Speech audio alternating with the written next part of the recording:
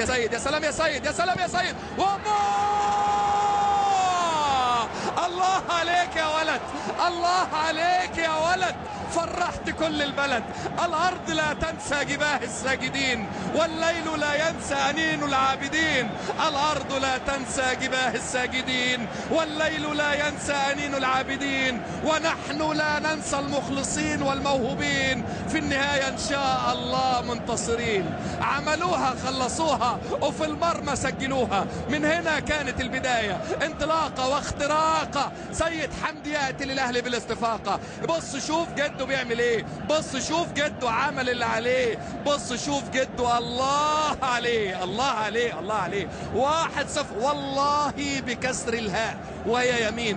هي ترجمة حقيقية لواقع نراه أمامنا. فالأهلي كان يكفيه فقط التسجيل، كان يفقد تفجير الغرد عكس اللعيبه القصيرين. يا سلام يا وليد، يا سلام يا وليد، قصير مكير الى جده وليد سليمان. لا لا لا لا لا لا لا لا لا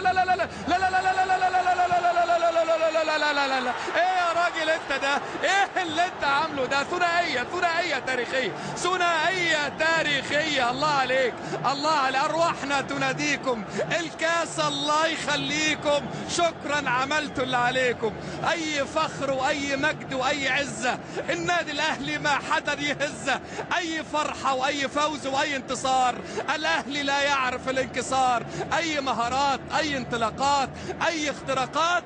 النادي الاهلي يسجل ثنائيه تاريخيه، ولاول مره يتقدم النادي الاهلي بثنائيه وهو يرتدي اللون الازرق. تشاءم البعض واعتقد البعض ان الخساره حاضره لا محاله، ولكن بعزيمه الرجال ومهاره الموهوبين وتبديلات وشخصيات واستراتيجيات المدربين المصريين للبطوله راجعين راجعين راجعين راجعين. نعم نعم نعم، يتقدم النادي الاهلي بالهدف. فوز محتاج يسجل 3 أهداف، 3 أهداف عشان يفوز، لأن 2-2 من صالح النادي الأهلي، وبالتالي بعدت المسافة. عشان كده هناك الإحباط قد يكون تسلل قليلا.